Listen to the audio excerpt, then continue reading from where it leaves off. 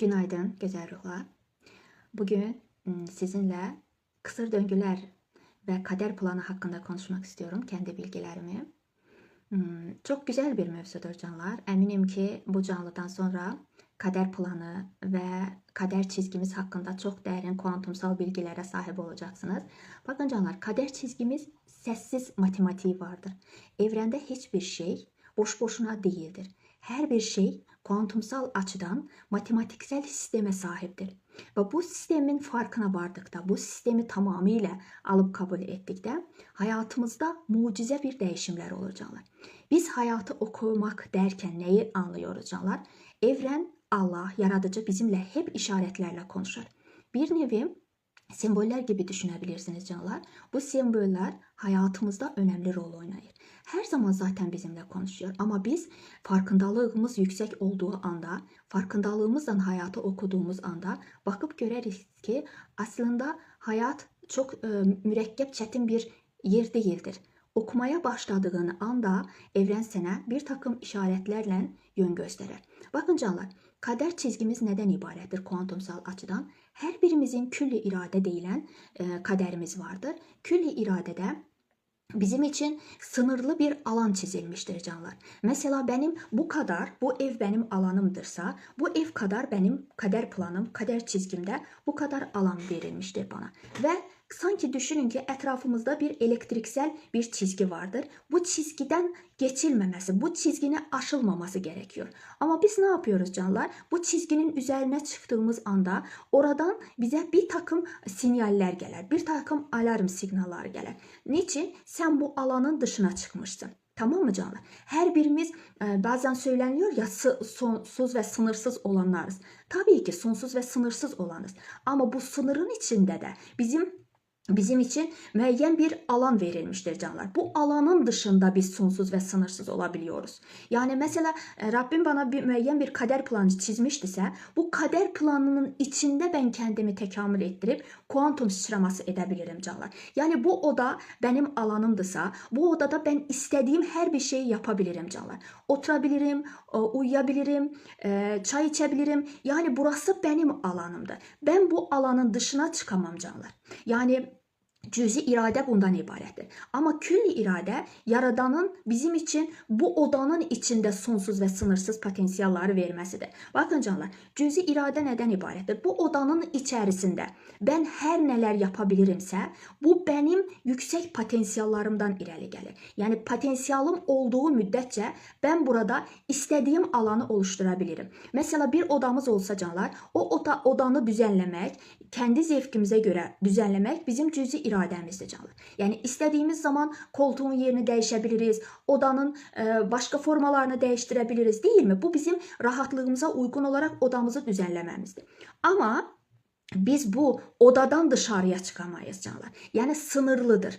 Bazen bakın canlar, kısır döngüler, hastalıklar, ilişkilerimizde problemler bizim bu çizgini aştığımıza göredir canlar. Yani düşünmeyin ki yaradan Allah bizim için bir ceza vermiştir veya bizi suçluyor, bizi kınıyor, bizi cezalandırıyor. Hayır. Biz sadece bizim için bu oda verilmiştiyse bunun dışarısına çıktığımız için hep nasıl söyleyeyim, elimiz yanar. Hep kısır döngülerin içerisine geçeriz canlar. Fakat birçok zaman bu yönün dışına çıktığımızda evren bizi incitmek için değil canlar. Sadece uyandırmak için işareler gönderir. Yani onun dışarısına çıkma. Orası tehlikelidir. Ve bakın canlar, muhteşem bir bilgi geldi.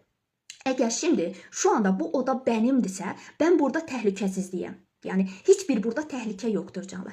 Eğer ben bu odanın dışarına çıkarımsa yanarım, donarım, ölürüm. Burası benim için konfor alanıdır. Ama bu konfor alanı dediğimiz bir sistem ki var. Burada ben istediğim her bir şeyi yapabilirim canlar. Bu konfor alanı dışında ben hiçbir şey yapamam. Yani uyandırmak için bizi işareler gönderir. Tabii ki artık bunu her birimiz biliyoruz ki biz buraya kontratlar, mukaveleler imzalayarak geldik. Yani bakın canlar, benim yüzmek gibi bir potansiyelim yoktur canlar. Tamam mı? Veya hündür bir dağa dırmaşmak gibi bir potansiyelim yoktur. Ama ben yüzmek istiyorum. Tamam mı? Yüzmek istiyorum, hep yüzmeyi hayal ediyorum. Ama ben bilmiyorum ki o potansiyel bende var ya yok. Tamam mı? Ben eğer yüzmek için okeana veya da ki bir nehre dalaramsa orada ölme ihtimalim olduğu için Rabbim bana hep orada sınırlar koyar. Bakın canlar, ben içimdeki potansiyeli bilemiyorum. Hep ben ertelendimse yüzmekle bağlı, demek ki Rabbim onu benim içimde o potansiyeli yaratmamıştır. Tamam mı? Eğer burada bir takım önümde problemler varsa, bir takım engeller olmuşsa ben bu işareleri okumam lazım canlar. Çünkü beni yaratan biliyor ki ben üzemem. Tamam mı? Beni korumak için hep önüme engeller alır. Ama sen sırf inadın yüzünden bu olsun ısrar edersense artık burada bir alarm sinyali çalar canlar. Benim içimde var olan potansiyellara göre hologram sistemim oluşar. Tamam mı? Benim yüzmek gibi potansiyelim yoktursa ben illa da yüzmek isteyebilmərəm canlar. Yüzeremse ben mahvolurum. Oraya gitmemem için Rabbim benim önüme engeller koyar. Tekrar eden kısır döngüler, tekrar eden hastalıklar. Demek ki bu neden ibarettir canlar? Biz o çizginin dışına çıkmışız canlar. Tamam mı? Bizi merkeze, dengeye getirmemiz için önce küçük işareler gönderir. Biz görmeyi seçmerikse daha büyük ilişkiler, daha büyük skandallarla önümüze gelir. Eğer biz bunu da görmeyi reddederizse, sistemi okumayı reddederizse bu zaman çok acı kayıplar ve ruhsal ve psikolojik veya da bedensel bir sıra olasılıklarla karşılaşmış oluruz canlar. Yani burada sistemin bizi cezalandırmak gibi bu hologram evreninde, bu metrik sistemde sistemin bizi cezalandırmak için bir niyeti yoktur canlar. Sistem sadece bizi merkeze, bizi dengemize getiriyor. Sanki düşünün soğuk havada, çok soğuktur hava ve çocuğun üstüne mont almadan dışarıya çıkıyor. Sen ne yaparsan onda? Önce yumuşak bir dille ya çocuğum soğuktur üstüne bir şeyler al dersin değil mi? Çocuğun sana bakmadıkta, senin sözünü eşitmedikte ne yaparsın canlar? Biraz daha sesini kaldırırsın ki hava soğuktur üstüne bir şeyler al. Söylemedikte ne yaparsın? Kolundan tutup hemen eve salırsın veya onun üzerine bir şeyler atıp gönderersin çöle değil mi canlar? Bunun gibi yani sistem de bizi korumak için hep bizi alarm signalleriyle, ilişkilerle, hastalıklarımızdan sınayar. Yani bunu okumak çok da çetin bir şey değildir canlar. Biz de sistemin dışına çıkamıyoruz. Çünkü biz başıboş varlıklar değiliz. Evren, yaradıcı, sistem tarafından korunan, kollanan, sevilen bir varlıklarız canlar. Yani ben şimdi burada ben özgürüm diye bağıramam. Ben özgür değilim ki. Ben idare olunan bir varlığım. Tamam mı? Bu odanın içerisinde benim için tüm potansiyeller vardı canlar. Ben istediğim bir şeyler yapabilirim. Mesela benim elimde bir telefon varsa ve benim bir kendi bilgeliğim varsa şimdi şu anda sistem bana izin veriyor. Bunlar bilgilerini, bildiklerini insanlarla paylaş. Belki de birinin kalbine dokunursun. Belki de birinin farkındalığının uyanmasına sebep olursun. Bu benim özgür iradem oldu. Yani bu oda, bu sistem çerçevesinde canlar. Eğer sistem izin vermese bana böyle bir farkındalık bana gelmez. İçimizde olanı keşfetmemiz için bu oda bize bahseder canlar. Tamam mı? Benim büyük bir evde olmama hiçbir ihtiyaç yoktur canlar.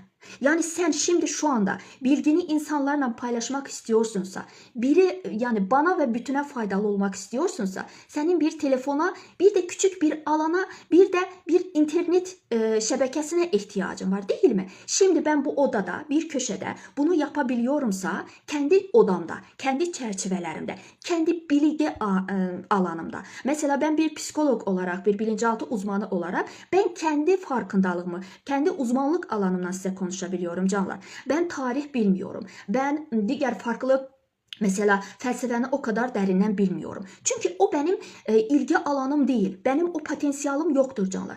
Benim potansiyelim sadece kendi farkındalığım, kuantum alan, psikoloji alan, bilinçaltı alan, benim uzmanlık alanım olduğu için kolaylıkla sistem bana izin veriyor bunun hakkında konuşmak. Eğer ben şimdi şu anda burada bir tarihten söhbət açarımsa, bir felsefenin derinliğinden konuşarımsa ben artık onu bilmiyorum ki. Öyle bir potansiyel bende yoktur canlar. Ben ben ne yapmış olurum? Sistemin dışına çıkmış olurum ve orada hiçbir akış gelmediği için ben sizin yanınızda çok pert bir durumda kalırım. Değil mi canlar? Çok utanırım. Çünkü söylemeye bir sözüm yok. İçimde olmayan hiçbir şeyi ben insanlara aktaramam canlar. Her zaman beni tanıyanlar, danışanlarım veya da tələbələrim biliyor. Ben her zaman bilgini içsel bilgeliğime taşıyarak kendi deneyimlerimden ve farkındalığımdan konuşmalar yapmayı çok seviyorum canlar.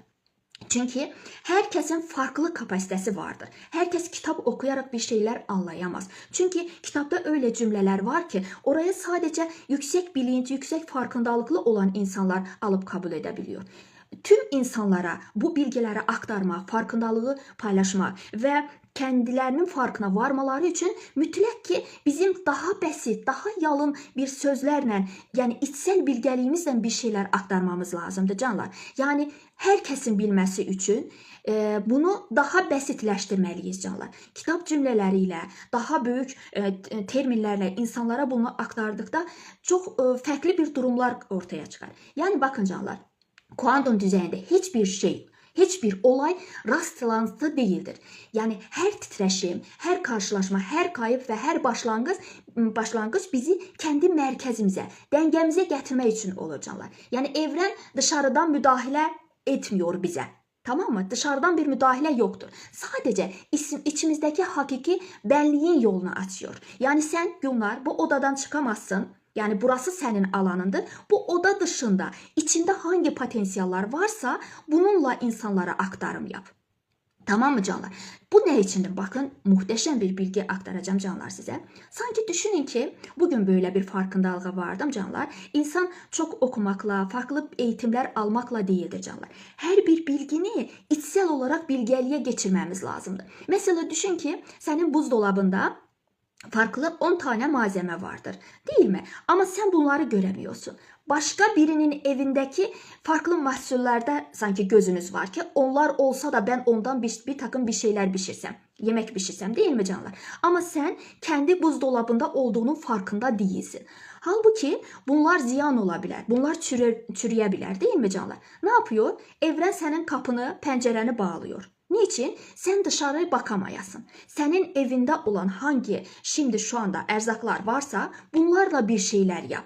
Hayatına bunlarla bir takım bir şeyler katabilesin diyene. Tamam mı canlar? Çünkü senin içinde olan potansiyeller sen onun farkına varmadan ölüp gideceksin. İçindeki o potansiyeller çürür canlar. Ben size burada olan mesela kaçınıza söylesem ki içsel potansiyellerinizin farkına vardınız mı? Kendinizin farkına vardınız mı? Diyeceksiniz hayır. Siz şöyle söylesem ki bugüne kadar hangi becerinizin farkındasınız? Belki de kaçınızın içerisinde güzel şarkı söylemek gibi potansiyelimiz var. Belki de kaçımızın içerisinde müzik bestelemek gibi potansiyelimiz var. Bir çizim yapmak gibi potansiyelimiz var. Psikolog gibi teşekkürler. Söyleyeceğim cansız. Sonuna kadar dinleyeceğim. Yani bunları biz farkına varmadan ne yapıyoruz canlar? Benim içimde kocaman bir kalbim var. Kocaman müzik, şarkı söylemek gibi bir potansiyelim var. Ama ben hep dışarı bakarak şöyle söylüyorum. Ya ne güzel de şarkı söylüyor. Keşke onun gibi şarkı söyleyebilseydim. Halbuki bu potansiyele sen doğuştan sahipsin. Ama gözlerin hep dışarı baktığı için hiç içinden bir mırıldanmadın mı? Hiç bir bulaşık yıkarken, bir banyoda olarken hiç sesin bir müzik okumak gibi içinden böyle bir istek geçmedi mi? Geçti. Elbette geçti. Ama sen bunu yapamam diye duygu düşüncelerini bastırdın. İçindeki o isteği bastırdın. Yani canlar bu sistem dışında eğer bir sistem varsa bizi bir oda gibi düşünün bu sistemi. Bu sistem dışında bizim için bizim en yüksek potansiyellerimize çıkabilecek kapasiteler vardı canlar. Tamam mı? Tüm ben bu sisteme yani bu Matrix ağına doğarken zaten benim doğuşumla birlikte en yüksek potansiyellerim neredeyse onlarla doğulmuşum canlar. Kendini bilen Rabbini bilir sözü veyahut da kendini anlamak, kendini aşmak derken bunu kastediliyor canlar. Yani senin içinde bu potansiyeller var ama sen kendini göremiyorsun. Öyle bir insanlar var ki doktordular 40 yaşından sonra resim çizmeye başlamışlar. Neden? Çünkü böyle bir potansiyellerin olduğunun farkına varmışlar. Mesela 40 yaşına kadar bu insan mutsuz olmuştu. Hep para ardında koşmuştu. Hep bir şeyler yapmış ama içinde böyle bir potansiyelin olduğunun farkına varmamıştı. Bir gün boş oturarken sadece bir çizim yaparken bakıp görmüştü ki bu çizim yapmak bunun ruhuna o kadar iyi gelmiştir ki 40 yaşına kadar bu kadar hiç zevkli bir şeyler yapmamıştı. Ne yapıyor canlar? 40 yaşında bir doktor çizim yaparken kendi o sevgi alanını, kendi potansiyellerini görmüştür ve bundan mutlu olduğunun farkına varmıştır. Bu aslında nedir canlar? İnsanın kendi içine bakması, kendi doğasına dönmesi ve burada bir takım bir şeylerin farkına varmasıdır canlar. Yani onun için yaşın hiçbir önemi yoktur. Bazen ya mesela ben Azerbaycan'da yaşadığım için 60 yaşında üniversiteye dahil olan insanlar var canlar.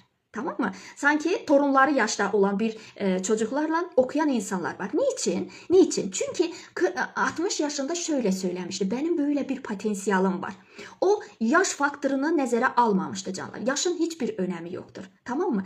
Esas önemli olan nedir? Sen bu dünyadan göçmeden senin için bu oda verilmiş. Senin için belirli bir mesela 60 yaşın verilmiş canlar değil mi? Bu odada ve 60 yıllık ömründe sen neler yaptın? Esas önemli budur. Yani Rabbin söylemiyor ki bu 40 yaşında üniversiteye girdi, 60 yaşında üniversiteye girdi. Hayır, öyle bir şeyle meraklanmaz. Esas odur ki bu insanın böyle bir potansiyeli var. Bakak görək bu insan bu potansiyelinden ne kadar istifade edecek. Tamam mı canlar? Burası bu dünya bir geçit alanıdır canlar. Tamam mı? Bir geçit alanıdır. Sanki düşünün üniversiteye girecek ve orada okuyarak mezun olacaksın. Değil mi? Bazıları okumayı seçmez. Bazıları ise en yüksek potansiyelına ulaşmak için üniversiteye dahil olar. Değil mi canlar? Yani burası senin seçim alanındır. Sen neyi seçersense hayatında o cürə potansiyellara sahip olup o cürə hayatına yön vermiş olursun canlar. Yani böyle bir şey yoktur. Hayır, benim 60 yaşım var.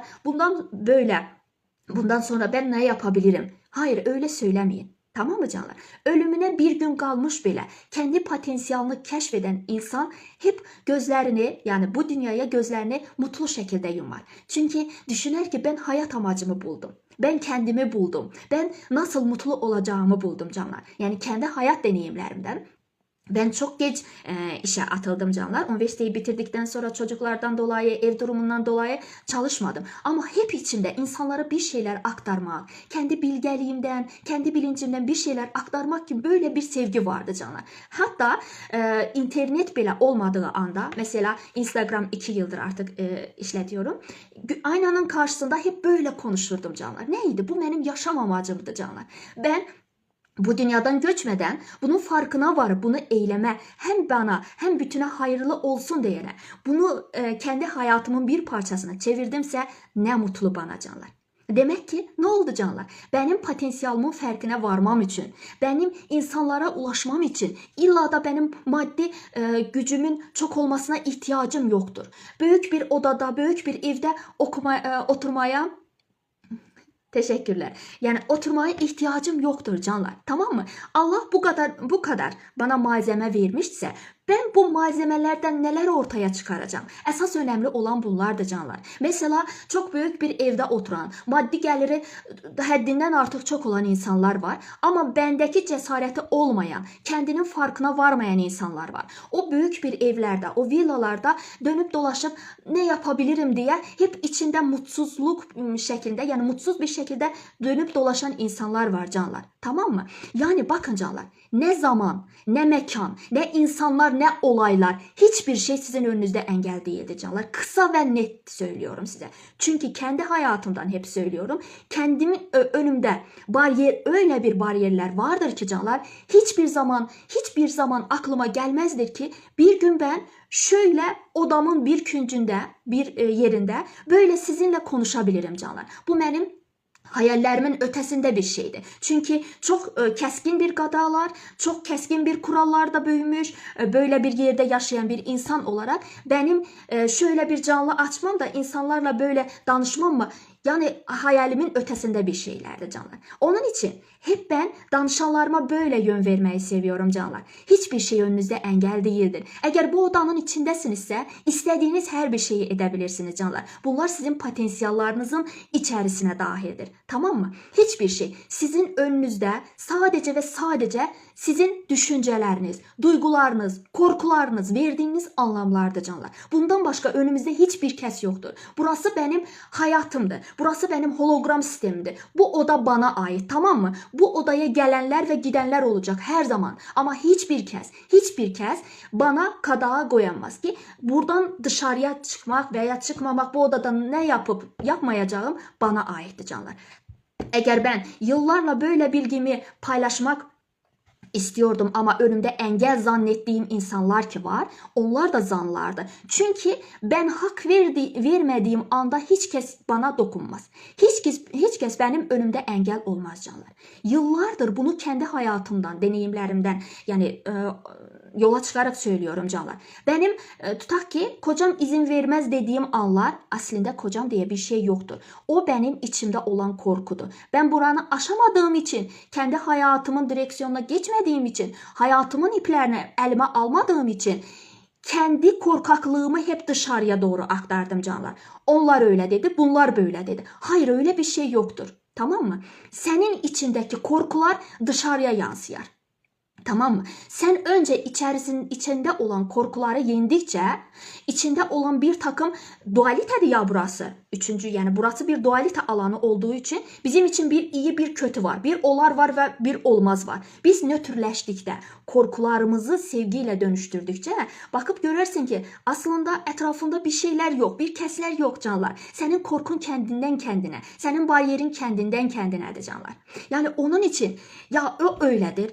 Para bir sorun değildir. Tamam da para çok şeydir ama her şey değildir canlar. Tamam mı? Her şey değildir. Öyle bir şeyler var ki onları parayla pulla alamazsın. Öyle bir içinde sevgi var ki milyon dolarların bile olsa onu parayla alamazsın. Tamam mı canlar? Şimdi şu anda hangi durumdasınızsa, hangi evdesinizse, hangi ailedesinizse bu sizin için en idealdir canlar. Tamam mı? Sizin istediğiniz gibi her şey olsaydı inan ki belki de en mutsuz insan olardınız. Çünkü sen kendini bilmeden, sen kendini tanımadan gerçekten ne istediklerini bilemezsin canlar. Tamam mı? Sen şimdi şu anda bu cücük kafanla düşünüyorsun. Ya böyle olsa da böyle olurdu. Bu imkanım maddi imkanım olsaydı böyle olurdu söylüyorsun. Ama sen kendinin farkında değilsin. Tamam mı? O kadar mükemmel bir mekanizmanın içindeyiz ki canlar. Param bile olmasa bir şeyler yapabilecek kapasiteye sahipsin. Tamam mı? Yapabilecek kapasitesin. Sadece sen kendini bilemiyorsun. Ne yapabilirim ki? Ben kimim ki? Sen çok şeysin. Hatta her şeysin. Tamam mı? Sen kendinin farkına vardıkça Allah'ım böyle bir isteğim var. Benim ve bütünün hayrına olacak şekilde bunu bana görünür et dediğin anda inanın ki tüm evren önünüzde eğiler. Tamam mı canlar? Tüm evren. Onun için bakın canlar, siz mazlum değilsiniz. Siz fakir değilsiniz. Gerçek zenginlik insanın kendi potansiyelinin farkına varmasıdır. Tamam mı? Maddeye bağımlı olmayın. İçinizdeki mananı araştırın canlar. Tamam mı? Şimdi şu anda benim o kadar maddi gücüm olmasa bile, benim fırsatlarım olmasa bile ama içimdeki, kalbimdeki, ruhumdaki o zenginliği ben milyonlara vermem. Gerçekten. Milyonlara vermem. Şimdi şu anda ben mesela Azerbaycan'da yaşıyorumsa, Bakü'deyimse, ben ta Türkiye'ye, İzmir, Amerika'ya benim görünüşüm gidiyorsa, benim sesimi duyuyorsunuzsa bundan büyük, yani bundan güzel neler mümkün? Ben Türkiye'ye gitmeyi veyahut da dünyanın öbür ucuna gitmek için param yetmiyor değil mi canlar mesela? Benim bu odadan çıkmak gibi şansım yoktur. Ama ne yaptım ben? Canlı açarak, mesela Instagram sayfası açarak kendi sevgimi, bilgimi, bilincimi bu şekilde sizlere paylaştım canlar. Önümde kim var benim? Kim bunun önünü alabilir ki? Rabbim böyle bir bilgi, böyle bir bilgelik, böyle bir kalp verdikten sonra benim önümde kim engel olabilir? Hiçbir kez. Senin önünde sadece ve sadece engel senin kendi düşüncelerinde, kendi dogmalarında ve inançlarında. Yapamam, edemem, olamaz dediklerinde. Ya param olsa da böyle olurdu, böyle olurdu. Rabbin seni öyle dediğin anda sınar. Tamam mı? Paranı pulunu elinden alar, dımdızlak seni o odanın ortasına bırakar, şöyle diyer. Ben seni böyle yaratmadım. Sen içine bak. Senin bir şeyleri farkına varman için, senin mükemmel şekilde kendi potansiyelini aşman için paraya ihtiyacın yok. Para sadece bir illüzyondu, bir görüntüdür. Ben şimdi size para mı ödedim beni dinleyesiniz? Ben şimdi zengin miyim siz beni dinliyorsunuz? Hayır. Ya ben farklı bir insan değilim ki. Ben de sizin bir parçanızım. Tamam mı canlar? Enerjiniz ve frekansınız. Teşekkür ederim. Güzel gören kalbinize şükür. Yani canlar, umutsuz olmayın. Şöyle bir söz var. Umut en sonda öler. Evet. Eğer umudun ölmüşse sen ya yaşadın ya yaşamadın. Ne fark eder ki? Bizim canlı olmamız gerekiyor canlar. Tamam mı? Hiçbir zaman ümidinizi kaybetmeyin canlar. Tamam mı? Hiçbir zaman. Ya benim yıllar önce aklıma dahi gelmezdi ki böyle bir şey olar, böyle bir ben canlı açırım, bilgimi paylaşırım. Ya düşünün canlar, üniversiteyi bitirdim ama hep ev kadını oldum. 2 tane çocuğum var. Yani hep onlara baktım canlar, hep aileme baktım. Ama hiçbir zaman işlemedim. Hiçbir zaman böyle sevgim, böyle isteğim olsa bile. Tamam mı canım? Çünkü önümde kendime koyduğum bir bariyerler vardı. Ve bunu da hep dışarıyı suçladım. O koymadı, bu izin vermedi, bu böyle, param olmadı, pulumu. Hayır. Öyle bir. Düzdür canlar. Şimdi şu andaki devri, bu zamanı çok eleştiriyorlar, çok kötülüyorlar. Hayır, böyle bir şey yoktu. İnterneti, sosyal şebekeleri hep kötüledik. Ama çok seviyorum ben. Ben şimdi sizin önünüzdeyimse, eğer bir kesin kalbine dokundumsa ne mutlu bana. Ben bunun için internete, sosyal şebekelere, yapay zekaya teşekkür ediyorum. Teşekkür ediyorum. Tamam mı canlar? Şöyle bir söz vardı. Mesela bıçağı düşünün. Sen orada faydalı bir şeyler doğrayarak kendi çocuklarına yemek de pişirebilirsin. Birinin canına da kastedebilirsin. Tamam mı canlar? Şimdi şu anda elimizde olan hangi malzemeler varsa olması gerektiği için var. Ve bizim onlardan istifade etmemiz, kendimizin farkına varmamız için var canlar. Ya o kötüdür, bu kötüdür, eleştire nereye kadar? Nereye kadar? Elinize ne geçti? Şimdi şu ana kadar ne kazandınız? Ne kazandınız? Hep birini şikayet ederek, hep birini suçlayarak ne kazandınız? Şikayet enerjisi öyledir ki canlar. Bilinçaltımız mükemmel bir mekanizmaya sahiptir. Söylediğin, dışarı için söylediğin her bir şeyi canlar, kendin için söylediğini zanneder. Çünkü bilinçaltı biliyor ki senin odanda, bu odada şimdi şu anda gördüğüm her şey ve herkes benim. O öyledir, bu böyledir. Küfür ettiğin anda bilinçaltı senin kendi kendini programladığını zanneder. Senin söylediğin, birine karşı söylediğin hiçbir şey onun enerji alanına dahil olmaz canlar. Çünkü ben her zaman eğitimlerinde söylüyorum. Herkesin bu kadar bilgi bulutu var canlar. Bak, bu kadar senin aura alanın var. Ben şimdi şu anda negatif bir cümle söyleremse bu buluttan dışarıya çıkmaz canlar. Benim bu bilgi bulutumda kaydolar. Ben birine iptal ölsün içsin deyərəmsə, bu o insanın bulutuna geçmez. Çünkü benim bu kadar enerji balonum var. Bu enerji balonumun içinde kaydolar. Tamam mı? Ve bir gün o işe düşer, müəyyən bir frekans dalgasını yakaladıkta, enerjim düştükdə şöyle söyleyer. Sahibim ölmesini, itmesini, rezil olmasını ister. O kod benim için aktifləşər. Aktif hale gelir. Sonra şöyle diyerdin. Neden ben hastalandım ki? Ben ölmek istemiyorum. Hayır, istedin. Sen istedin. Çünkü birilerine ölsün içsin derken bilinçaltı senin için bunu kaydetti. Tamam mı canlar? Biz her negatif düşünce düşündükte, biri hakkında birinin kötülüğünü istediğimiz anda bizim yaşam enerjimiz düşer. Bizim potansiyelimiz aşağıya düşer canlar. Biz biri hakkında hiç onun umrunda bile değildir biz onun hakkında iyi ve kötü düşündüğümüz. Ya kendin eker kendin bulursun. Ya iyilikle ya kötülükten. Şimdi söyle, sen hangi zamanın, hangi çizginin, hangi bilincin üzerindesin? Evren Allah bizi karşı taraftan, teşekkürler, minnettarım. Karşı taraftan bizi yargılamaz, suçlamaz veya karşı taraftan bize oyun oynamaz. Evren bizim kendi kurduğumuz bu örümcek ağı var ya, bu bilgi bulutuna ne ekmişizse sonunda gürleyerek o kafamıza düşer canlar.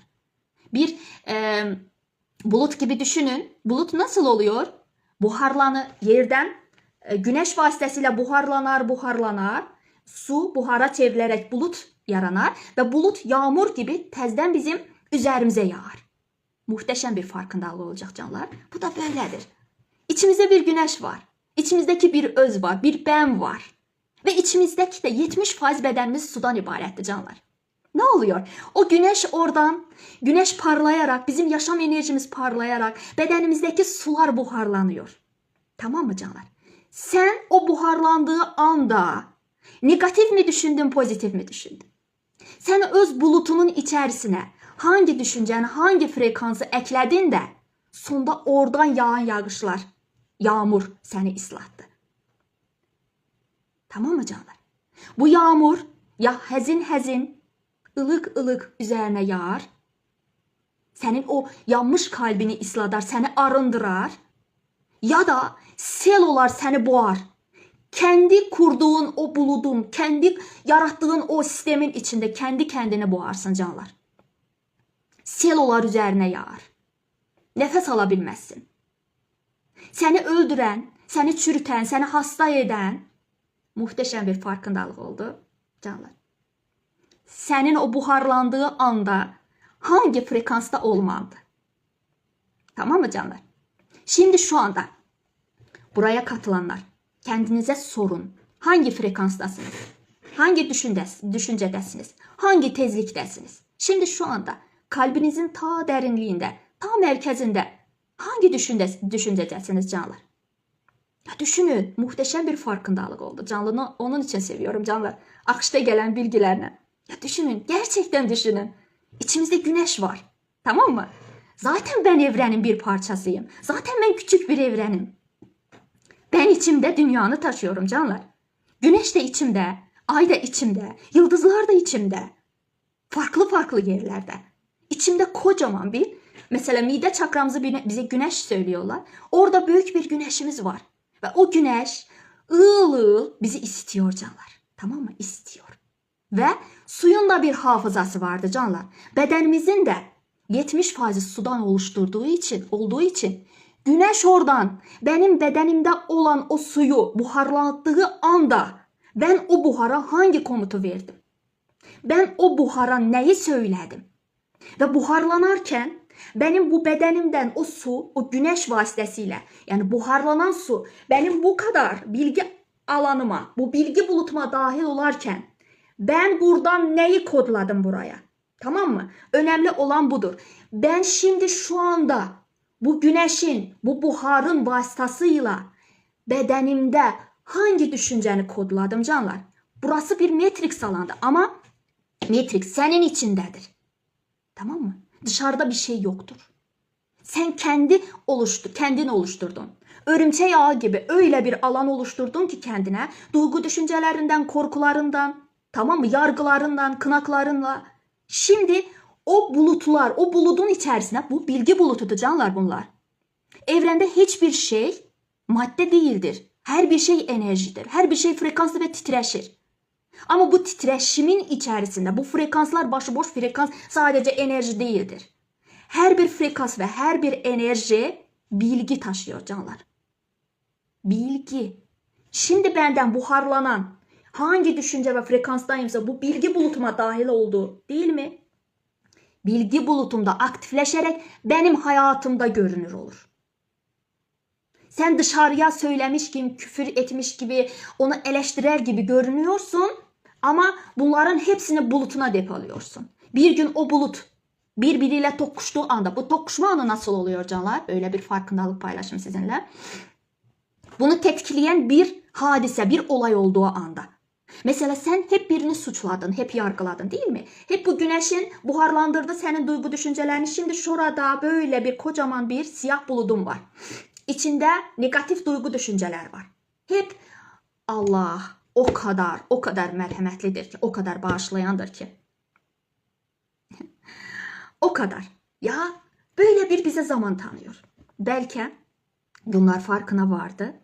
Belki bu bulutun içerisindeki duygu düşünceleri değiştirdi.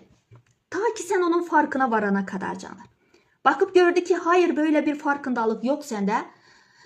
Ne oluyor canlar? Bunu tetikleyen olaylarla karşılaşırsın. Bir bulut sadece kendi kendine orada patlamaz. Kendi kendine yarılmaz. Mütləq bu bulutun başka bir buluta tokuşması lazım canlar. Son həddə. Bulut ne zaman yağmur olar üzerimize yağar canlar? Dolar şişirer, kendini şişirer, öyle bir duruma gelir ki canlar, muhteşem bir farkındalık. Öyle bir duruma gelir ki artık o kendi o kılavuzuna, kendi o alanına sığamaz. Patlama anı gelir. Tamam mı? Patlama anı. Bu bulutun patlaması için mütləq ki bir sebep olmalıdır canlar. Bu arada kuantum alanında sebep ve sonuç ilişkisi aynı anda olar canlar. Tamam mı? Aynı anda olan.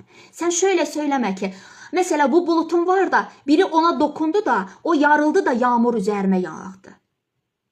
Hayır, öyle değil. Tamam mı? Onun içinde olanları zaten sen oluşturmuşsun. Oluşturmuşsun. Onun içinde negatif bir duygu düşünce var. Birinin ona değmesiyle o bulutun içerisi değişmez. Sen onu öyle kodladın. Tamam mı? Orada negatif duygu düşünceler var. O bulutun içerisinde senin tüm içinin pislikleri var. Buluda buharlanmış, orada kalmış. Ve biri orada dokunsa ne, dokunmasa ne. Zaten sen bulutunu oluşturmuşsun. Zaten onun içinde negatif bir duygu düşünceler vardır. Tamam mı? Rabbin sana zaman tanıdı. Seni kendi ettiklerine şahit kıldırdı. Belki bu bulutu değişesin. Çünkü Rabbim biliyor ki biri o buluta dokunduğu anda sen kendi oluşturduğun o yağmurda boğulacaksın. Boğulmaman için. Hep birileri tarafından sana bir şeyler söyledi. Belki de aranızda öyle bir insanlar var ki ben bu bulutunuzu değiştirip dönüştürmeniz, negatiften çıkmanız için bir vesile olmuş oldum canlar. Öyle bir durum olmuşsa ne mutlu bana. Benden mutlu birisi yoktur. Benden zengin birisi yoktur canlar. Tamam mı? Bu bulutumuzun zaten içinde biz yığdığımızı yığdık canlar. Mesela eğer senin 30-40 yaşın varsa hep o öyledir, böyledir mızmızlanarak bir seni yaradana, bir sana iyilik yapana şükretmeyerek hep bencilce davrandınsa sen yıllarla bir bulut oluşturdun. Ve bunun patlama anı geldiği anda sen bu selin, bu yağmurun altında boğulduğun anda birileri seni kurtarmaz.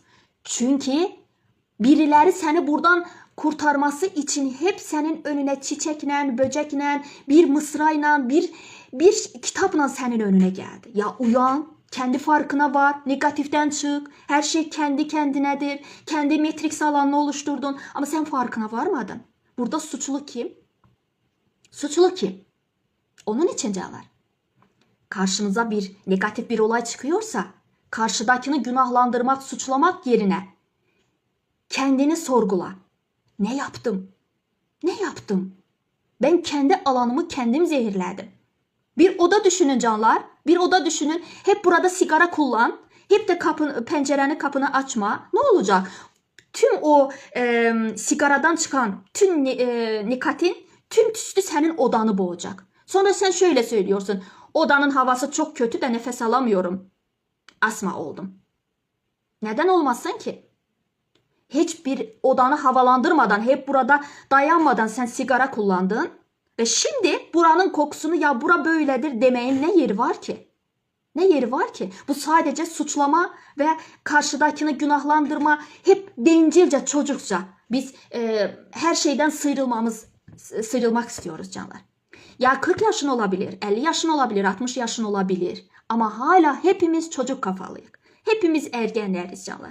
60 yaşına gelen bir insan var. Hayatında negatif bir şey yaşıyor. Ya yine akıllanmamış. Yine akıllanmamış. Neden böyleyim? Neden omurgam ağrıyor? Neden boğazımda böyle var, böyle var? Odanı zehirledin sen. 60 yıldır hep bu odanı zehirledin. Bu beden bizim için emanetli canlar. Ağzımızdan çıkan her bir şey bedenimizde, hücremizde kaydoluyor. Tamam mı? Biz kendimizi mahvediyoruz negatif düşüncelerimizden. Tamam mı? Hele 30 yaşındayken ben çok ağır bir ameliyat geçirdim canlar. Boğazımda çok ağır bir tiroid vardı. Yani bu tümör vardı. Yani ben kendimi bozdum. Niçin? Kendimi ifade edebilmedim. Kendimi ifade edebilmedim. Ben birilerine bir şey yapmadım. Kendimi bastırarak kendimi hasta ettim. Tamam mı? Şimdi şu anda hangi organınız hastadırsa özür isteyin ondan canlar. Özür dileyin ondan. Çünkü bu beden bizi hasta olmamız için verilmedi. Tamam mı canlar? Bu beden bizi avatar beden söyleniliyor ya. Bu beden bizim en yüksek potansiyelimize çatmamız için verildi canlar. Ama biz ne yaptık? Sanki düşünün bir arabanız var. Bu size bir hediyedir. Tamam mı? Bu araba size verildi ki siz ailenizi, çocuklarınızı veya işinize kolaylıkla gidip gelebilesin. Değil mi canlar? Sen bundan istifade ettin. Bu bir araçtır. Ama ne yapıyorsun? Kendine bakmadan kendine oraya çarpıyorsun, buraya çarpıyorsun. Hiçbir ne temizliğine dikkat getirdin, ne sağlığına dikkat getirdin. Ne olacak canlar? O araba, düşünün ki canlar, muhteşem bir farkındalık yaşatacağım size. Mesela düşünün ki bir araba verilmiş ve araba sahibi şöyle söylemiş. 10 yıl bunu sana veriyorum ama gözün gibi bak. 10 yıldan sonra bunu bana olduğu gibi geriye kaytaracaksın. 10 yıl sen bundan istifade edebilirsin. Bakın canlar, muhteşem bir bilgelik geldi. Bu araba tamamıyla pürüzsüz. Tamamıyla hiçbir yani problemi olmayan bir arabadı. Tamam mı? Bu arabanın 10 yıl sizi taşıyabilecek kapasiteye sahipti. Tamam mı? Garanti veriyor. Ayrıca bir telefon alarken 2 yıl ona zemanet veriyor. Garantisi var değil mi? Ama bu araba sahibi size şöyle söylüyor. 10 yıl bu arabadan istifade edebileceksin. Çünkü bu arabanın motoru, tekeri, tüm her şeyi yerindedir. Tamam mı? Bunun kapasitesi 10 yıl sizi aparıp getirmek olacak. Ama sorumlusu sensin. 10 yıla kadar bir şey olursa bu senin suçundur. Çünkü araba 10 yıl seni taşıyacak.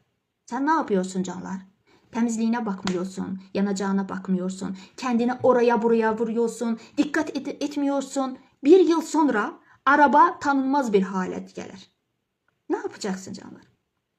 10 yıl bu seni taşımak için verilmiştir. Ya bedenimiz de öyledir canlar. Biz sanki bu bizim ömürlük bir mirasımız gibi düşünüyoruz. Bu araba, bu beden sadece bizi ruhsal olarak tekamül etmemiz için bir araçtı. Tamam mı? Eğer benim içimde 60 yaşına kadar yaşamak. Mesela şimdi 39 yaşım var. Mesela 45 yaşında benim istediğim bir potansiyele çatmak gibi bir potansiyelim varsa canlar. Ben bu bedenimi, bu arabamı, bu aracımı 40 yaşında defalarla ameliyat olarak hiç ettim. Bu kimin sorunu? Benim. Ben sorumluluk alamadım. Ben bu bedene, ben bu araca bakamadım. Tamam mı? Bakamadım. Bakmak için defalarla duygu düşüncelerle, önüme gelen insanlarla, hocalardan Rabbim benimle konuştu. Ama ben onu anlamadım veya anlamak istemedim veya bu bedenimi görmedim. Veya mesela canlar şöyle bir söz var ya. Mesela biri bize eziyet çekmeden, para sarf etmeden biri bize araba verdikte mi ona iyi bakarız? Ya parasını ödeyerek aldığımız arabaya mı iyi bakarız? Tabii ki parasını verdiğimiz için canlar ona daha güzel şekilde bakarız. Çünkü o para bizim canımızdan bir can. Biz zamanımızı verdik o arabanı kazanmak için, o paranı kazanmak için, değil mi? Daha değerli olacak. Şimdi düşün. Sen bu bedeni parayla mı aldın? Pulla mı aldın? Ne yaptın da sen bu bedeni aldın? Hiçbir şey. Demek ki para vermeden bu beden sende varsa istediğini yapabilirsin. Sen bu bedenle istediğin şekilde davranabilirsin. Hayır, mümkün değil. Pandemi döneminde de böyle oldu canlar. Bize Allah'ın verdiği bu nefese öyle tırnak içerisinde baktık ki sanki nefesti ya. Ne olacak ki? Para vermiyoruz, pul vermiyoruz. Pandemi döneminde canlar. Ne oldu? Bir nefese muhtaç kaldık. Parası olan o nefes balonlarına takılarak hayatları kurtuldu. Parası olmayanlar ise o balonu alabilmedi. Biz tüplerde oksijen aldık, nefes aldık. Nasıl da değerli oldu nefesimiz? Hani bedava nefesimiz vardı. Neden ona bakmadık ki? Neden? Zenginler de havasızlıktan öldü. Fakirler de havasızlıktan öldü. Nefes almadıkları için. Yani bize verilen her bir şey bizim için lütuftu canlar. Bu telefon bile, bu internet bile.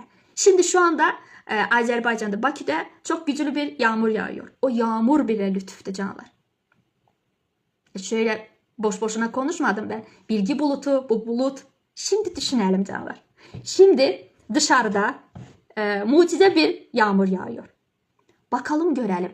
Biz bu yağmurlara neler kodladık? Hep korku mu? Teşekkür ederim. Hep korku mu yükledik canlar?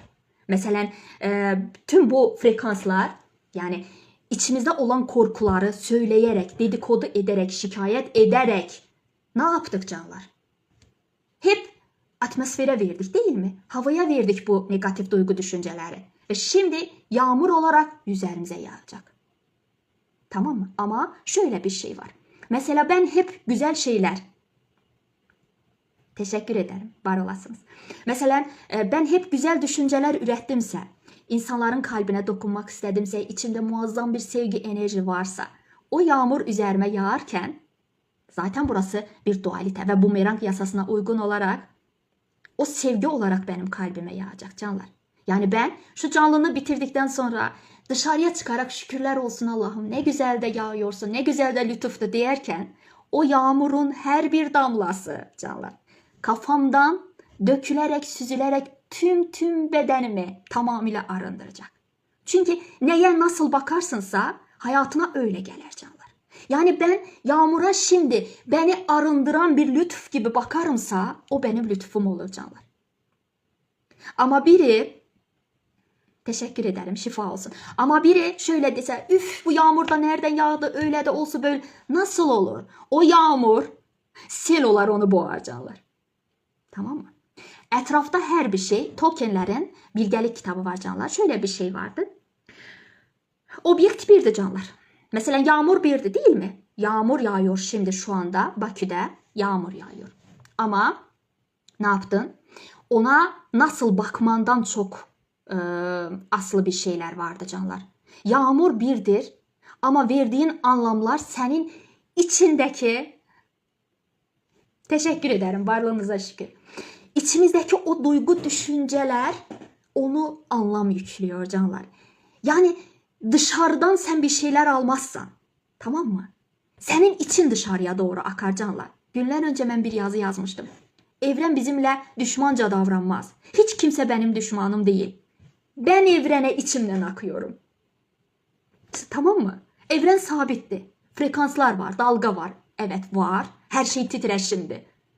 Ama ben içimden nasıl akıyorumsa evrene öyle şekilleniyor. Benim grupum var WhatsApp'ta. Yani canlar, günler önce böyle bir yazı paylaştım. Sanki içimizde rengarenk boyalar var canlar. Her renkte içimizde boyalar var. Ve bu boyalar, bilinçaltı eğitim aldığım için, her bir rengin de kendi frekansı var canlar.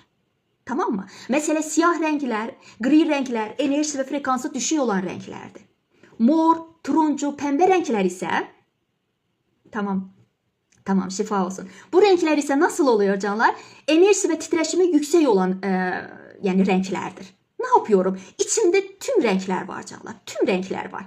Ve evren bana şöyle söylüyor. Önünde bir bembeyaz bir tablo var. Gülnar, nasıl istiyorsun? Hayatının nasıl olmasını istiyorsunsa kendi alanını oluştur. Ve bu beyaz bir tabloda kendini nasıl görmek istiyorsun? Geleceğini nasıl görmek istiyorsun? Kendini hangi hayata layık biliyorsunsa onu şimdi burada oluştur. Ne yapıyorum canlar? Önce şöyle söylüyorum. Ne güzel de renkler var ama bu renklerden ben istifade etmiyorum. Püf nokta söylüyorum canlar. Püf bir nokta. Bu renklerden sen istifade etmezsin. Bu renkler kendiliğinden oraya doğru damar. Ama nasıl? Ama nasıl? Dikkatli olun. Bizim enerji ve frekanslarımızdan boyanar orası. Muhteşem bir bilgelik geldi canlar. Mesela biz şöyle söylüyoruz ya, ben araba istiyorum. İstemekte kalıyorsun. Enerji ve frekansın onu istemediği müddetçe beyin ve kalp onu her ikisi aynı anda, bakın canlar, aynı anda onaylamasa sen hiçbir şey elde etmeyeceksin. Tamam mı? Sen zihinsel bir varlık değilsin. Sen ruhsal bir varlıksın. Ruhun ihtiyacı olduğu anda sen bir şeyleri manifest edebilirsin. Senin istemen sadece zihinsel bir olaydır. Tamam mı? Sen o enerjini içten hissetmelisin. Ona layık olmalısın, tamam mı? Bizde içimizde farklı renkler vardır, değil mi? Hayatımızı oluşturmamız için bize zaman tanındı. Nasıl oluyor? Ben elime fırça alıp da oradan bir pembe rengi bu çizimi çekemem. Olmaz. Ben bunu elimle, ayağımla, düşüncemle yapamam. Benim hayatımı oluşturan benim şimdi şu anda frekanslarım ve enerjilerimdir. Tamam mı canlar? Ben çok şey isteyebilirim. Her istediğimiz olsaydı ne var idi ki? Hayatımız 4'te 4 olurdu. Hayır. Belki de öyle olsa daha beter olurduk canlar. Çünkü her düşündüğümüz şey hayatımızda olsaydı cehennem bir hayat yaşardık canlar. Ama içimdeki frekanslarla ben önümdeki tablonu güzel şekilde oluşturabilirim. Tamam mı canlar? Yani sen kimsin dediğim anda düşüncelerine bakma. İçindeki titreşime bak. Ben maşın istiyorum, araba istiyorum diyebilirim. Ama içimde bir korku var. Bu korku araba tutak ki sen istiyorsun ki bu pembe renkten bir araba çizesin. Pembe rengin frekansı en yüksek frekanstır. Mesela olsun 80. Değil mi canlar? Mor, pembe, turuncu renkler enerji ve frekansı en yüksek olan renklerdir canlar.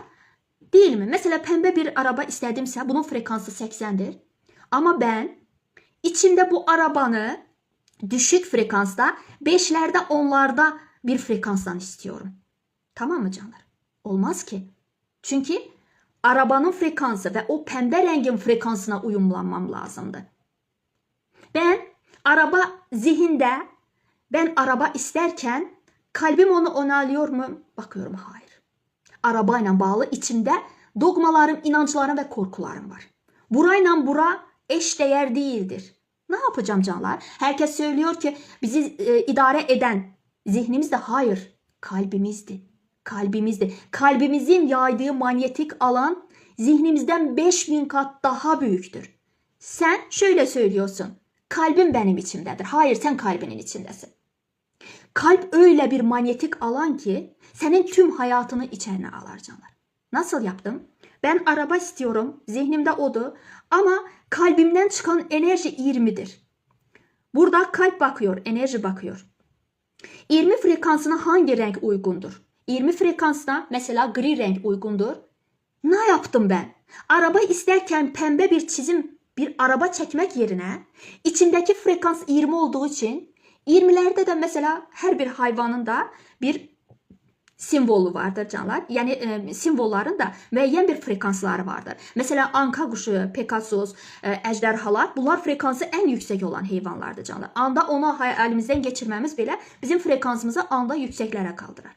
Ne yaptım canlar? Buna da benim enerjim çatmadı. Çünkü onu hayal etmek için benim frekansım yüksek olmalı.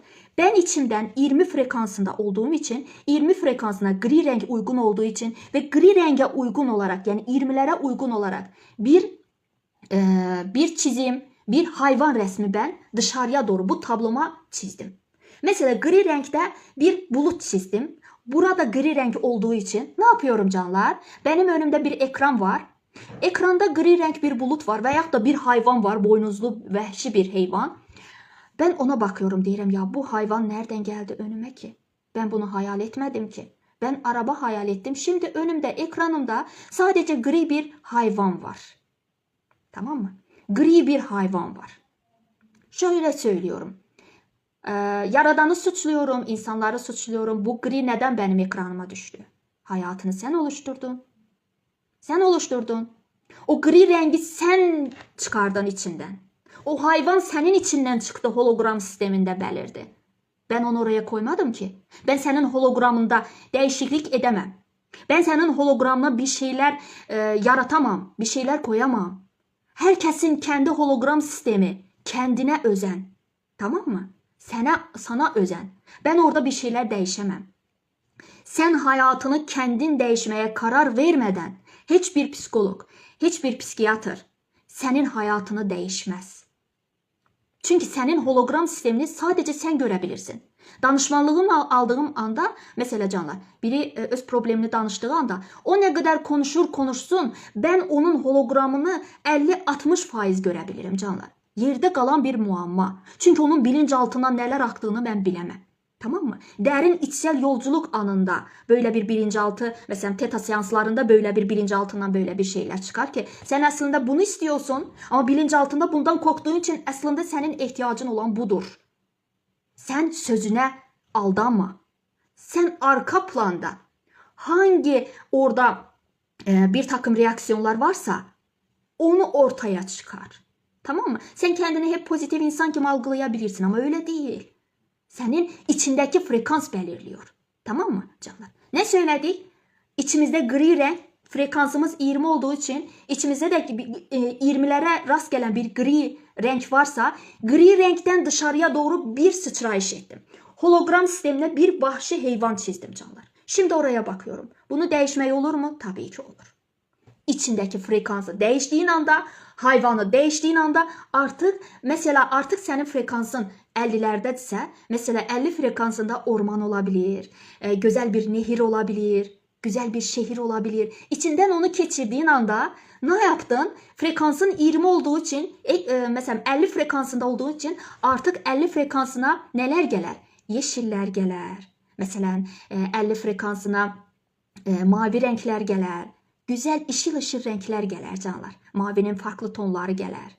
Ve senin frekansın 50 olduğu için içinde başka griler gelmez. Tamam mı? Mor da olmaz. Morun frekansı daha yüksektir. Sen ne yaptın? İçindeki 50 frekanslı o renkle, o boyayla eşdeğer oldun. Ne yaptın canlar? Bir şey düşünürken yeşil aktı senden. Yeşil aktı. Senin hologram sistemin bu Matrix alan deyilen, yani buraya tabii ki. Bana böyle daha güzel. Yani buradan akan her bir şey burada mükemmel şekilde göründü canlar. Ne yaptım? Şimdi ben o yeşile bakarak hep mutlu olurum. Hep mutlu olurum canlar. Ben artık farkındayım ki kendimden kendime de hayat. Tamam mı? Bir de frekansım yüksek olursa, bir de burada bir mesela 80'lerde 90'larda frekansım yüksektirse, orada ne olacak canlar? Ben bir ejderha veya da bir Pegasus veya orada çok mükemmel bir boynuzlu at görürümse, ona baktıkça benim frekansım yükselir. Bakın canlar, evren bumerangdır.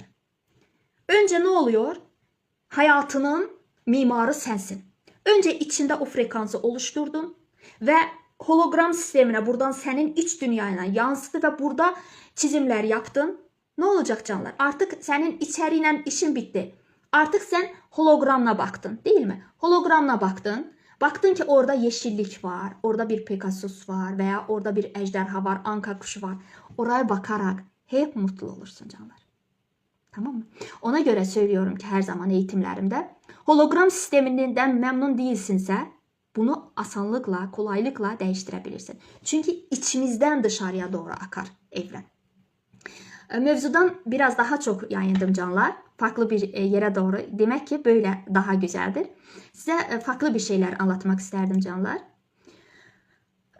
Bu Matrix alanla bağlı çok güzel eğitimlerde farklı bilgiler aktarıyorum canlar. Bakın döngüler tekrarlanarsa hep bu hayatımızda olan bir takım olaylarla bu döngünü fark etmiş oluruz. Sonra bedensel işaretler ve hastalıklarla devamlı, mesela sürekli boğazın ağrıyorsa orada ne olabilir? Söylenmemiş sözlerin olabilir. Sürekli hayatımda öyle bir insanlar var. Sürekli boğaz ağrısından hep şikayet ederler. Hep şikayet ederler. Ya burada boğazın ağrıması senin için bir işarettir. Demek ki söylemek istediğin ama bastırdığın, söyleyebilmediğin bir takım cümleler, bir takım sözler vardır. Yani kendini ifade edemediğin için boğazda, boğaz çakrasında tıkanmalar var canlar. Bu evrenin sana bir mesajıdır. Bunu sevgiyle alıp kabul et. Ve kendine şöyle sor. Allah'ım, nerede kendimi ifade etmekten korktum, çekindim? Nerede kendimi ifade edemiyorum? Sonra mesela mide problemleri yaşayanlar ne oluyor canlar? Güvensizlik, hazmetmekte bir çetinlik yaşıyorlar. Ya hep mide ağrısından şikayet edenler. Neyi hazmedebilmediniz ki bu yaşınıza kadar? Neyi hazmetmekte çətinlik çəktiniz? Nerede kimlere güvenmediniz? Olduğunuz durumda nerede güvensizlik yaşadınız? Mesela çok son zamanlar bel ağrıları olan hastalarım var. Bel ağrısı yük hissetmek. Yani yalnız taşımak, fazla sorumluluk almak. Hep bu bir növ nasıl oluyor canlar? Ben yaparım, ben ederim, fedakarlık. Tamam mı? Bel ağrıları. Kendine soru sor. Nerede kendim olmayan, kendi yüküm olmayan yükleri taşıdım? Nerede kendimi daha çok zorluklara saldım da ki omurgam beni götürmez haldedir? Böyle bir soru verin canlar. Çünkü evren bedenimizle bizimle konuşar. İlişkilerimizle bizimle konuşar. Yani burada evren size ne söylüyor canlar? Dur, hisset ve çözümle. Kısır döngüden çık. Sonra bizde nasıl oluyor canlar? Evren bizimle nasıl konuşuyor? İçsel duygu düşüncelerimiz. Mesela bir şey dışarıda normal gözüküyor değil mi? Şöyle söylüyorsun, her şey normal, bir anormallik yok. Ama bu içinden bir şeyler fısıldar. Kendini rahatsız hissedersin. Yani her şey şöyle söylersin. Mesela her şey yolunda gibi görünür ama içte bir boşluk var, bir huzursuzluk var. Veyahut da bu kararı aldıktan sonra içimde garip hisler oluştu. Demek ki evren, sistem bu çizgiden çıktığına dair sana bir takım mesajlar verir canlar. Burada kendimize ne sormalıyız canlar? Mesela bu yön benim yolum değil. Bu yön benim yönüm değildir. Ben nerede yolumu bulmadım, nerede yolumu şaştım? Bir farkındalık oluşturmanız lazımdı canlar. Sonra insanlarla yaşadığınız çatışmalar. Bakın canlar, çok danışmanlıklarımda en çok bununla sınandıklarını görüyorum canlar. Mesela sürekli aynı tür insanlardan incinmek. Tamam mı? Bu sizin evrenin sizin için bir mesajı olabilir. Sürekli hep aynı rolde kalmak. Mesela hep kurtarıcı oluyorsunuz. Hep kendi önünüze bir takım bir şeyler çıkar. Mesela bir danışanım şöyle söyledi. Hocam hep nereye gidiyorumsa orada dilencilerden, fakir insanlarla karşılaşıyorum ve benden pul istiyorlar. Bu nedir aslında canlar? Kısır döngüdür. İçindeki duygu düşüncelerin evrene yansımasıdır canlar. Yani mesela kurtarıcı bu nedir? Evrenin sana bir mesajıdır. Sen fazladan artık kurtarıcı modundasın. Herkesi kurtardın, fedakarlık yaptın ama bir de kendini kurtar. Tamam mı canlar? Bu evrenin sana bir mesajıdır. Yani sen herkesi kurtarabilmezsin. Önce kendini kurtarmalısın diye evrenin sana bir mesajı olabilir canlar. Sonra yani bunlar sürekli geldikdə ve sen evreni okudukda muhteşem bir kuantum açılımlar olar canlar. Mesela bunun için ne yapmamız lazımdır? Yani bu döngüleri fark etmemiz için birinci günlük öz farkındalık sorularımızı sormamız lazımdır canlar. Her sabah ve akşam, en güzel akşam kendimize şöyle bir sorular sormamız lazımdır. Bugün beni en çok tetikleyen şey nedir? Bugün günün sonunda beni tetikleyen en çok neler, hangi olaylar, hangi düşünceler, hangi mesela çatışmalar oldu ki ben bundan tetkilendim? İkinci sorumuz bu olmalıdır canlar. Bu duygu daha önce nerede ortaya çıkmıştı? Mütləq eğer kısır döngü şeklindedirse bir olayı biz bir defa yaşamarız. Defalarla yaşadığımız için bu kısır döngü şekilde önümüze gelir. Mesela bugün seni patronun değersiz,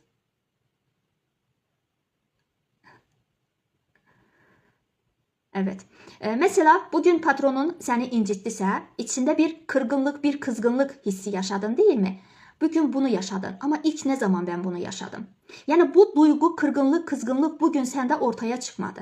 Bir zamanlar yaşadığın bir takım olaylar şimdi patronunun sana yaşattığı, söylediği bir sözle tetiklenmiş oldu canlar. Sonra üçüncü sorumuz ne olabilir canlar?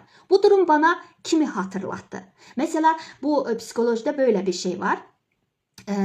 Empati duygusu. Mesela patronunun sözleri seni kızdırdı mı, seni değersiz ve yetersiz hissettirdi değil mi canlar? Orada patronu kimin yerine koydun? Patronu baban gibi mi, annen gibi mi algıladın veya kocan yerine mi koydun?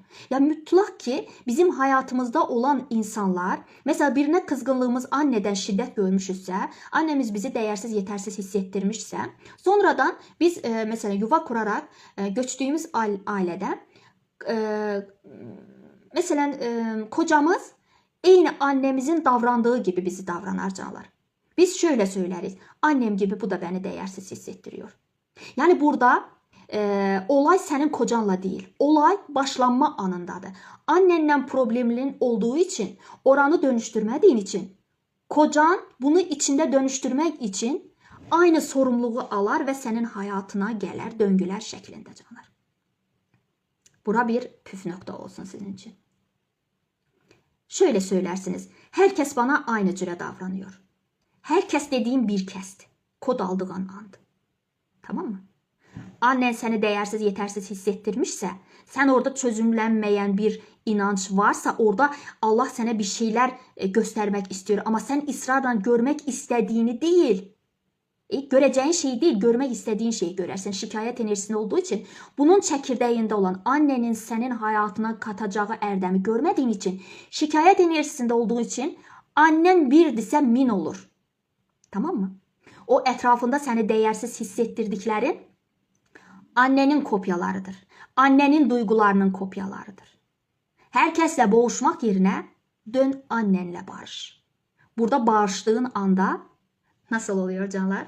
Mesela bir nehrin kenarındasın. Mesela buradan bir nehrin kenarındasın. Ağaçtı değil mi canlar? Burada nehirdi. Suyun üzerine bunun eksi düşer değil mi canlar? Burada ağaç olmasa nehrin suyun üzerinde de ağaç görünmez değil mi canlar? Bunun olması şarttır. Muhteşem bir bilgelik ya canlar. Bakın ne yaptık? Ben burada bu ağacı, bu annemi görmedim. Suyun üzerinde burada ağacın resmini gördüm. Suyu biraz dalgalandırdığım anda ne olacak canlar? Buradaki resim dalgalanacak. Burada bir ağaç vardıysa burada min ağacı olacak. Ama yarım yarım. Ağacın bütünü değil, parçaları bu nehrin üzerinde dalgalanmaya başlayacak. Sen şöyle söylersin. Ne çok ağaç dalgası varmış da burada. Bir dalgada budağının biri gözükər, birinde meyvası görünər, birinde gövdəsi görünər. Kalabalık bir şey oldu. Nehrin suyun üzerinde sen kalabalık gördün. Ama öyle değil. Bu kalabalık birin parçasıdır. Tamam mı? Kalabalığın biri annen, biri eşin, çocuğun, kayınvaliden, kayınpederin olabilir, patronun olabilir, doktorun olabilir, parçalandı. Ama hepsi sonuçta annenin gölgesidir. Bunlardan tek tek uğraşmak yerine bunu ilk ne zaman yaşadım? Burası çözümlemelidir. Bu ağacı artık sen çözdükten sonra ne ağaç olur ne oraya gölgesi düşür canlar. Tamam mı? Evet, bir ağaç annedir. Bir ağaç annedir. Annenin çekirdeğinde olan o erdemi kabul etmediğin için ne oluyor canlar? Annem parçalanarak hayatına çöker. Hologram sistemine çöker. Tamam mı? Kocan gibi, çocuğun gibi, patronun gibi, dostun gibi, arkadaşın gibi. Ama hepsi annendi. Tam tamına anneni əks etdirməsə belə, o suyun üzerinde dalgalar gibi, mesela şöyle söylersin. Annem cimridir, annem yargıcıdır, annem beni kınıyor, böyle. Bütün hepsi annendedir değil mi? Sen anneni böyle tanımladın. Böyle tanımladın canım. Ama kocan, şöyle söylüyorsun, ama kocam annem gibi çok da tüm özellikleri annem gibi değil. Ne oldu canlar? Mesela annenin burada 5 parmaktı. Biri kocan, biri çocuğun, biri patronun, biri dostun, biri arkadaşın olabilir. Mesela annenin bir özelliği, değersizlik yaşatmışsa sana, değersizliği hop geçer hocaya, kocana. Kocan seni değersiz hissettirir. Bu ağacın bir budağı kocandadır. Bir budağı çocuğundadır. Biri dostundadır, biri patronundadır, biri arkadaşındadır. Tamam mı? Annenin bu el tüm hayatına sirayet eder. Ama kaynak annedir. Nasıl biz? Bakın canlar. Evrende olan tüm varoluş hepsi tektir. Nasıl oldu? Mesela benim bir kolum ve parmaklarım var değil mi? Bunlar benim parmaklarım. Sonuçta ne oluyor canlar? Tek bir kaynak var. Mesela uzak olsun canlar. Mesela gangren verdikten nasıl amputasiya olunuyor? Mesela bir parmakta varsa artık buralara doğru geldiği anda bunu tek tek parmakları kesmiyorlar değil mi canlar? Direkt bilekten kesiyorlar. Onun gibi. Biz de ne oluyoruz canlar? Parmaklara oyalanıyoruz. Bu parmak ömrümüz gidiyor. Ama ilk sıçrayış ne olmalıdır? Ben bunu ne zaman yaşadım?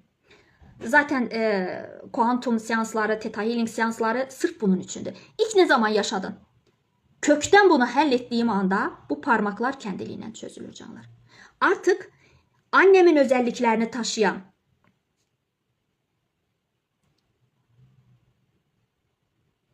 evet, yani bakın canlar, ne oldu? Parmaklarla uğraşmak yerine içime bakmam lazımdı. İlk ne zaman yaşadım ben? Çünkü bunun bir kaynağı, bir ilki olmalıdır canlar. Sonra ne yaptık canlar? Beden taraması. Gün içinde, yani farkında olmamız için gün içinde beden taraması yapmalıyız. Yani bir iki defa, yani gün ərzində oturmamız lazımdır. Bedenimizi dinlememiz lazımdır canlar. Bedenimiz bizimle dosttur. Zaten beden bize duygu düşünceleriyle, içindeki hastalıklarla, titreşimiyle bize yön gösteriyor. Nasıl yaparız canlar? Mesela bedenini dinle, derinden nefesler al ver. Sonra kendine şöyle bir soru sor. Nerede gerginlik var? Şimdi şu anda bedenimin neresinde gerginlik var? Gerginliği hissettin. Kalp çakranda. Şimdi şu anda burada bir gerginlik var. Soruda kalın. İlla ki soru gelecek, cevap gelecektir.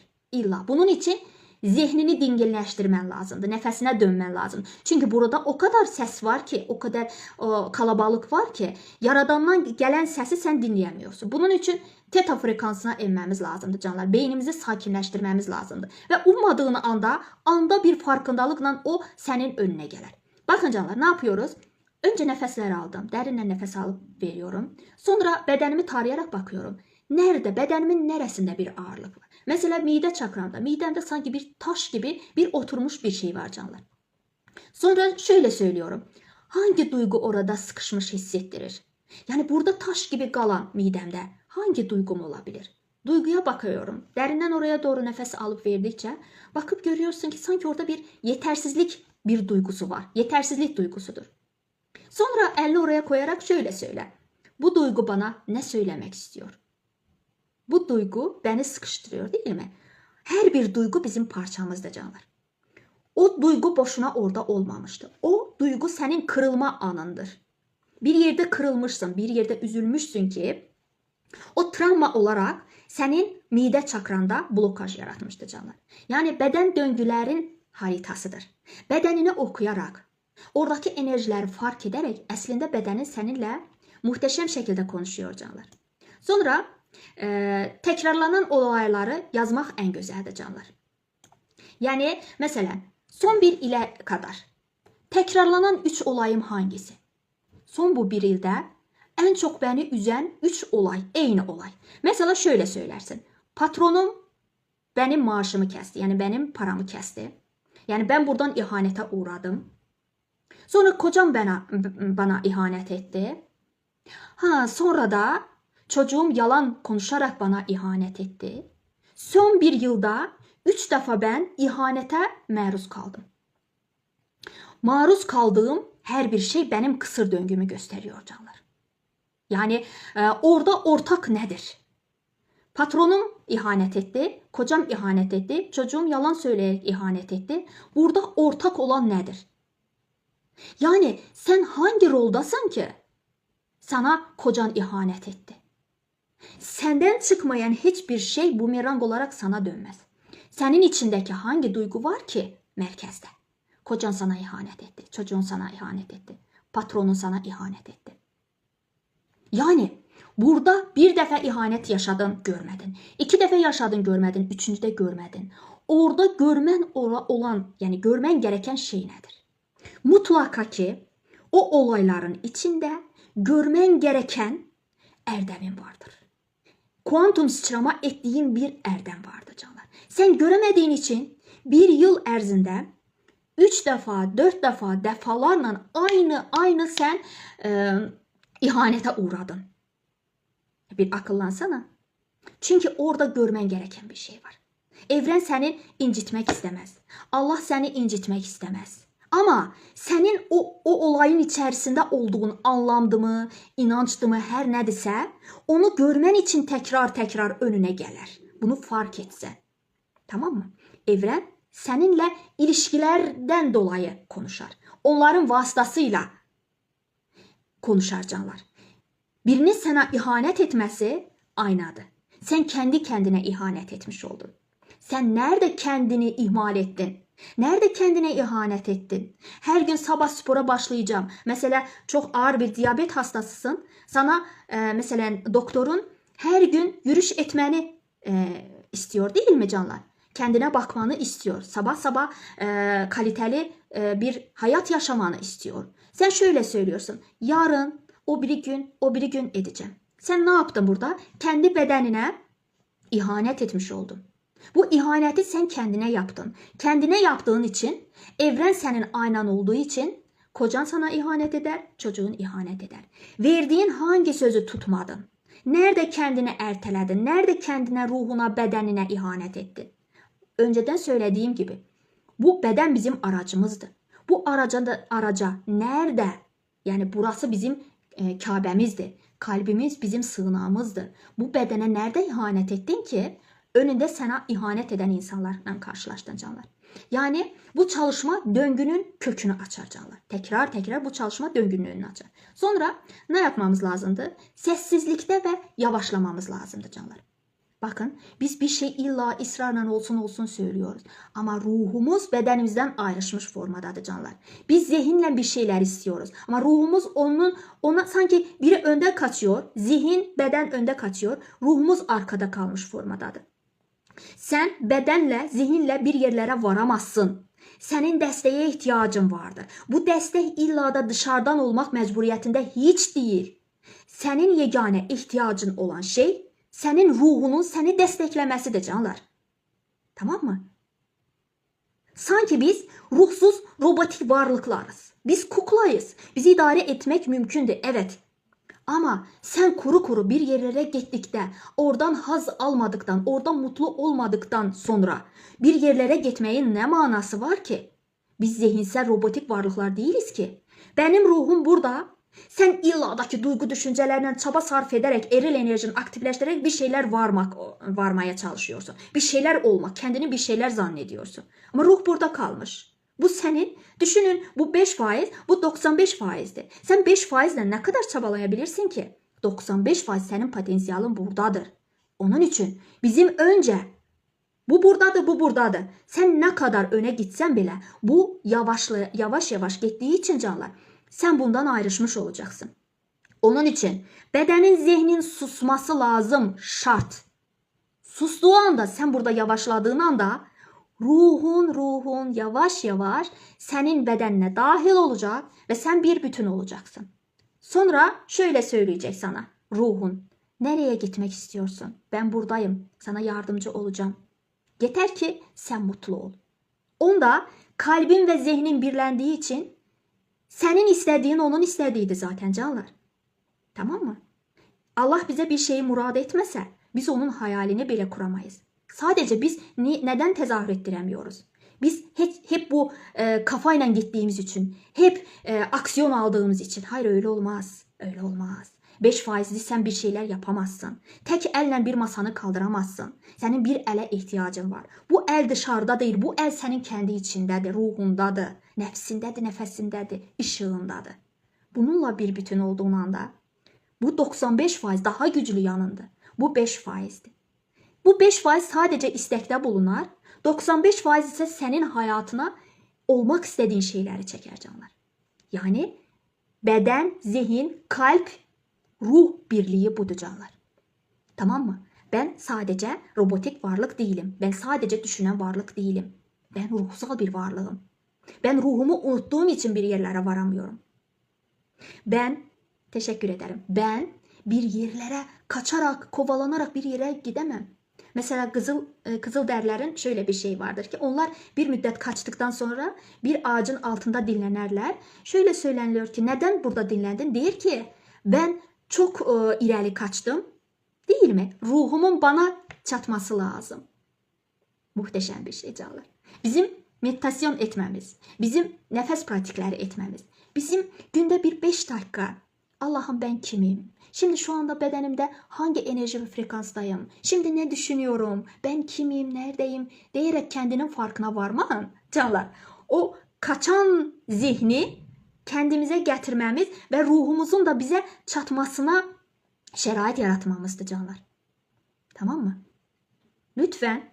Lütfen kendinize her gün zaman ayırın. 5 dakika bile. Hiçbir şey telefondan uzaklaşarak sadece gözü kapalı kalın. Ben kimim? Ne istiyorum? İçimdeki duygular ne? Sen kendini tanımıyorsun. Sen kendini bilmiyorsun.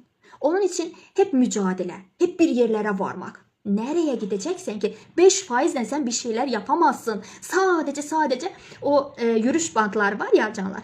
Orada nasıl hep adımlar atıyorsun ama aynı yerdesin yürüyüş bantlarında. Ya mesela spor zallarında nasıl oluyor canlar? Hep aynı. Ama biz doğada yürüyüş yaparken nasıl oluyor? Hem yürüyoruz, hem zaman değişiyor, hem alanımız değişiyor, hem de buradan buraya doğru adımlamış oluruz. Ve buradan buraya gittiğimiz müddetçe orada olan kuşlar, orada olan hayvanlar, insanları görmüş oluruz. Onlardan haz almış oluyoruz canlar. Ama sen spor zallarında kendi kendine hep o makinenin üzerinde koşarken sadece yağ yakmış olursun canlar. Yağlarımızı artık kilolarımızdan kurtulmuş oluruz. Ama biz bunu doğada yaparken nasıl oluyor canlar? Hem ruhumuz tatmin oluyor, hem insanlar görüyoruz, hem güzel oksijen almış oluyoruz. Doğanın güzelliğinden hoşlanmış oluyoruz. Bunun farkı bundan ibarettir canlar. Yani bakın canlar, zaman bir illüzyondur. Ben şimdi şu anda burada meditasyon sırasında zamanı dayandırmış oluyorum. Yani o koşan bedenimi, o avatar bedenimi yavaşlatarak ruhumun bedenime çatmasına izin vermiş oluyorum canlar. Bir de mesela söyledim, yani günde en azı 5-10 dakika nefesinize odaklanmamız lazım. Bir de duyguları bastırmamamız lazımdı canlar. Mesela her duyguyu bastırdıkta döngü olarak karşına gelir. Mesela biri sana haksızlık yaptı. Sen utanarak, bir çekingenlik hissederek onu söyleyebilmiyorsun ki ya bu benim hoşuma gitmedi, değil mi canlar? Düşünüyorsun ki o zaman onu söylemedinse bu geçti. Hayır, öyle değil. Evren senin konuşmanı, evren senin hakkını müdafaa etmeni istiyor. Onun için ne olacak? Bugün senin ayağını basan biri, mesela ona söylemedin, biri de senden özür dilemedi. Sen şöyle söylemedin ki neden benim ayağıma bastın? Sabah başka bir şeyler olacak ve onda da konuşmasın, daha beter bir şeyler. Ta ki sen kendi sərhədlərini çizene kadar canlar. Burası benim alanımdı. Neden benim alanıma dokundun diye kendini müdafaa etmeyene kadar bu kısır döngüler tamamıyla bu kendini fark etmendi. Önce küçük hayır demeye başlayın canlar. Kendi alanınızı önce evinizde, odanızda koruyun. Yavaş bu dışarıya doğru akmaya başlayacaktır canlar. Sonra korkularımızdan yüzleşmek canlar. Yani kendi tekrar eden korkulardan. Mesela hep karanlıktan korkuyorsun, değil mi? Şöyle söylüyorsun, karanlıktan korkuyorum. Bir defa karanlığa çık, buna kendini maruz bırak. Gör karanlıkta ne olacak. Ondan sonra sen artık karanlıktan korkmayacaksın canlar. Bu çocukluk korkusu olarak bize gelmiştir canlar. Ya yıllardan bundan eziyet çekmiş biri olarak ya bir defa karanlığa çıkın ve görün orada ne olacak. Bakıp göreceksin ki yıllarla boş boşuna kendini üzmüşsün, kendini yıpratmışsın. Sonra döngüler, bakın canlar, döngüler bize karşı değildir. Bize qaytarmaq içindir canlar. Bize anlatmaq içindir tüm bu döngüler. Onları gördükçe, farkına vardıkça bizim için yol açılır. Kendimize doğru bir yol açılır canlar. Yol açıldıkça da kader çizgimiz berraklaşır canlar. Tamam mı? Yol da bizim, yolcu da biziz canlar. Sadece bu döngülerin farkına varmamız şarttır. Bu kadar. Çok kısa bir canlı açmayı niyet ediyordum canlar. Ama mevzu geldikçe, farklı mevzular içinden çıktıkça her birini en güzel şekilde size anlatmaya niyet ettim canlar. Umarım katkı olmuştur. Bu videonu kaydedeceğim ama YouTube kanalıma yükleyeceğim canlar. Dilerseniz bio'da var. YouTube kanalımı ziyaret edebilirsiniz. Ben de teşekkür ederim bana eşlik ettiğiniz için. Sanmayın ki sadece konuşan ben oldum. Hayır, sizin frekanslarınızdan dolayı, sizden aldığım o enerji, o frekans, o istekleri kalbim hissettiği için böyle coşkulu bir canlı yayım oldu canlar. Gerçekten de gözlemci pozisyonda kaldığım müddetçe ben olmuyorum. Önce şöyle planladım. Bu çerçeveden dışarıya çıkmayacağım. Ancak konular o gözlemci pozisyonda olup sonra da gözlemcinin gözlemci pozisyonuna çıktığı için tamamıyla ben olmadığımı farkına varıyorum canlar. onda günler olmuyor. Sadece sizden gelen ihtiyacınız olan her ne varsa sanki ruhum, kalbim onu duyuyor. Ve ona uygun olarak akışta hangi bilgilerin gelmesi lazımdırsa öyle akıyor canlar. Yani öyle bir akış oluyor ki ben bile engel olamıyorum canlar. Sanki bir nehrin karşısını ben ne kadar kesebilirim ki? O nehrin karşısını bir müddet kesebilirim. Ama o bariyer her neredeyse onun üzerinden o su taşacaktır. Onun için ben bunun farkına vardığım için hemen kendi o taşkın olmasın diye kendimi ortadan çekiyorum. Şöyle bir söz var. Çekil aradan, aksın yaradan. İnşallah ki biz diye, ben diye de bir şey yoktur. Her şey onun bir parçasıdır. Siz de benim bir parçamsınız. İnşallah ki her şey gönlünüzce olsun, şifa olmuş olsun. Belki bundan teşekkür ederim. İnşallah ki şifa olmuş oldu. Çok memnun oldum gerçekten. Birine dokunmak, birinin kalbindeki o ışığa dokunmak, onun ışığını yandırmak ve o bir nefer de ailesindeki 5 insana öz kendi ışığını parıldatmak. Düşünün ki ben birim. Burada mesela girip çıkanlar oldu. Mesela olsun bir 50 nefer insan benim sesimi, benim bu sözlerimi dinlediyse 50 tane kalbe dokunmuş oldum ve 50 tane kalp de kendi ailesinde bir 5-6 nefer olursa bugün çok zenginim. Bugün çok mutluyum. Çünkü yüzlerle insanın titreşimine sahip olmuş oldum. Ne mutlu bana. Bana ve bütüne hayır olması niyetiyle. Canlar, kendinizin farkına varın. Kendi iç dünyanızı araştırın.